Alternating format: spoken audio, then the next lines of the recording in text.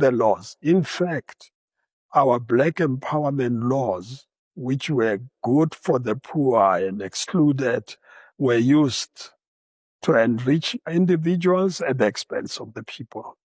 And so you give me a tender to do a road, but I don't have skills to do that. I don't even know how much it will cost.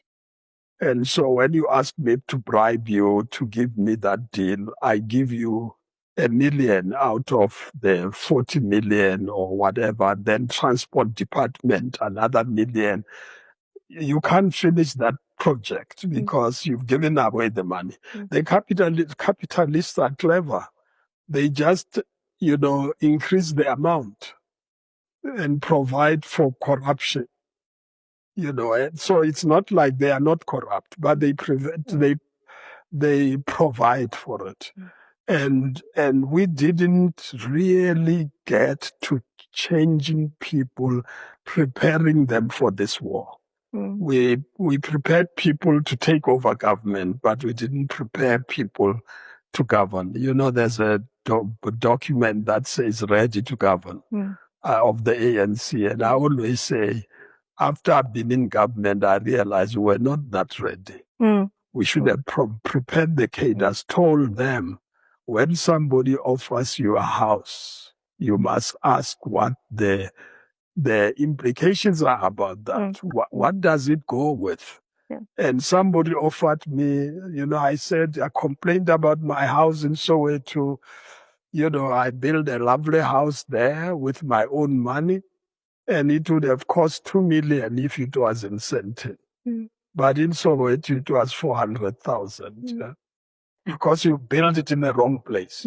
Now somebody came and said, no, I can give you the 2 million, just sell it because it's far from Pretoria. I looked at him and said, how will I explain it to the public that I got 2 million when this house is 400,000? So it was a lost opportunity in the 90s. Was the African National Congress, the ANC, ever ready to govern when it took over the reins of government in 1994? Sanibonani, good people. Welcome back to IZWI LABANSUNDU, the voice of the Africans, the voice of the people, the voice of uncomfortable truth, and the platform where we ask the questions many are too afraid to ask. Today's question is simple, but very controversial. Was the ANC ever truly ready to govern South Africa when it took over power in 1994? Because for more than 30 years now, South Africans have been told one story, that the ANC inherited a difficult situation and has been trying its best. But many South Africans are now asking, was the movement emotionally, intellectually, economically, and administratively prepared to run a modern state? Or was the liberation confused with governance? Today we are going deep into history, economics, politics, and leadership. And before some people get emotional, this is not about denying the role the ANC played in the liberation struggle. Nobody can erase that history. But liberation movements and governing parties are not always the same thing. A movement can be good at resisting oppression, but fail at building institutions. And maybe that is exactly what happened in South Africa. Let us start with 1994. When the ANC came into power under Nelson Mandela, South Africa had massive expectations. South Africans had massive expectations. People expected jobs, better education, economic transformation, and land reform, safety, reliable services, and dignity. But here's the uncomfortable truth.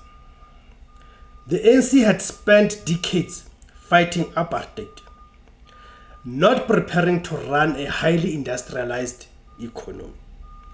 There is a huge difference between protesting against power and managing power. Many liberation movements across Africa struggled with this transition.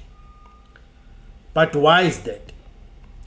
Because underground politics and state administration, right, are completely different skills. Running a country requires economic planning, institutional discipline, technical expertise, meritocracy, and long-term strategic thinking. South Africa was not a small village economy in 1994. It was already one of the most advanced economies in Africa. It had state-owned enterprises, financial systems, energy infrastructure, rail systems, ports, municipal administrations, and complex industrial sectors. The question is, did the ANC fully understand the machine it inherited? Or did it underestimate the complexity of governance?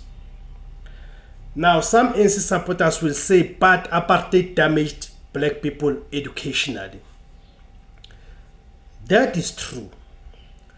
But that still does not answer the question, was the organization itself ready to govern? Because preparing to govern means building policy experts, economists, engineers, administrators, and technocrats before taking power. And this is where criticism of the ANC becomes serious. Many critics argue that the ANC focused more on political liberation than governance preparation. And after 1994, the ANC relied heavily on existing apartheid-era bureaucrats, corporate advisors, foreign economic institutions, and compromise arrangements. This is why many people today say 1994 delivered political freedom but not economic sovereignty. Look carefully at what happened. The ANC entered government, but white capital remained dominant. Land ownership remained largely unchanged. The banking sector remained untouched. Retail remained concentrated. Mining ownership remained concentrated. So many people today ask, did the ANC negotiate political power while surrendering economic power? And if that happened, was it because they lacked preparation or because they lacked leverage? Now let us talk about cadre deployment. This is where many South Africans believe things started collapsing. Instead of building a merit-based state, the ANC increasingly prioritized loyalty over competence. People were deployed because of political connections, not always because they were the best qualified. And over time, this weakened institutions. Look at Eskom, Transnet, municipalities, water infrastructure, public hospitals, rail networks. South Africans today experience blackouts, corruption, collapsing roads, water shortages, and failing municipalities. The painful question becomes, is this because the ANC was never institutionally prepared to govern? Because a serious governing party continuously develops skills and leadership pipelines.